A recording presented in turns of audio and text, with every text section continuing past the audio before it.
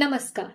अथ माघ मास कथा 14वां अध्याय आरंभ। अब तक की कथाएं सुनने के पश्चात सहस्त्रबाहु ने दत्तात्रेय जी से पूछा, हे भगवान, माघ मास के स्नान में ऐसी कौन सी अद्भुत पुण्य शक्ति है जिसके प्रभाव से विकुंडल को स्वर्ग प्राप्त हो गया है तथा उसका बड़ा भाई भी उसके इसी पुण्य फल को प्राप्त कर उसके साथ ही स्वर्ग गया। कृपया कर माघ स्नान के विधान को सविस्तार मुझे सुनाइए।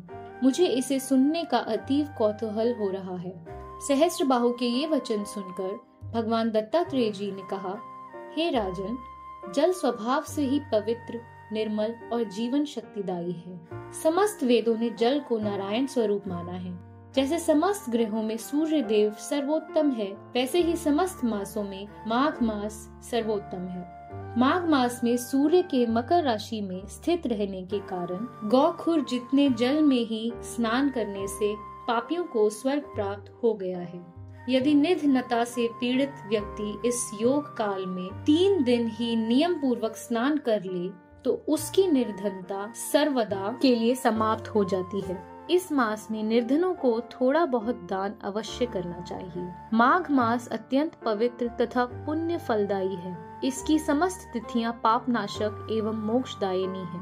भगवान की विशेष कृपाओं, मोक्ष तथा पाप मुक्ति के इच्छुकों को सूर्योदय के पूर्व नगर से बाहर जाकर किसी तालाब, कूप, नदी इत्यादि में स्नान तथा भगवान का नाम जप करना चाहिए। माघ मास के अंत में वेद पाठी ब्राह्मणों को यथाशक्ति दान देना और भोजन कराना चाहिए तथा एकादशी व्रत के समान उद्यापन करना चाहिए। मकर राशि पर सूर्य के स्थित रहते समय ओम श्री सूर्य नमः अथवा ओम विष्णुवे नमः का जाप तथा प्रार्थना करें।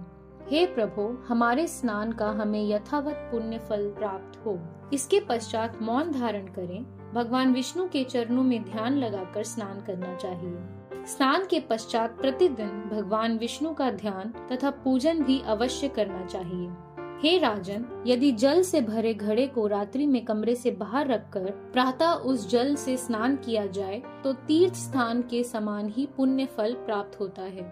जो मनुष्य घर में घड़े के जल से स्नान करते हैं उन्हें 6 वर्ष के स्नान का पुण्य फल प्राप्त होता है। नगर के बाहर कूप अथवा बावड़ी में स्नान करने पर 12 वर्ष के स्नान का पुण्य फल प्राप्त होता है।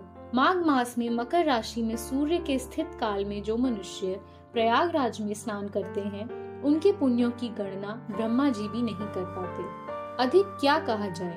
गंगा यमुना के संगम के दर्शन मात्र से मनुष्यों के अनेकों पाप नष्ट हो जाते हैं। यदि प्रयागराज में स्नान का सौभाग्य प्राप्त हो जाए तो फिर उसके पुण्य फल की गणना धर्मराज भी नहीं कर सकते। हे राजन, पृथ्वी पर त्रिवेणी को ही अमृत समझना चाहिए।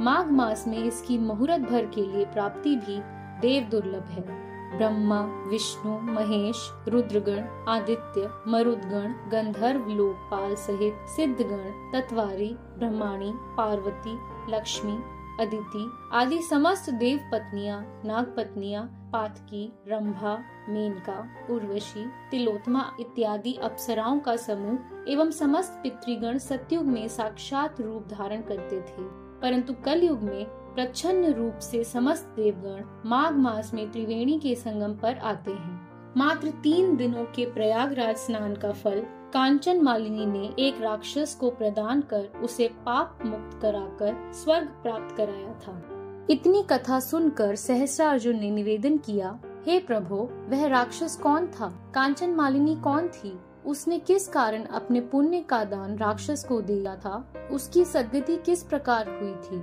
यह संपूर्ण आख्यान बताकर मेरी जिज्ञासा शांत करने की कृपा करें। इति श्री पद्म पुराणे माघ महात्म्य 14वां अध्याय संपूर्ण। श्री विष्णु भगवान की जय। धन्यवाद।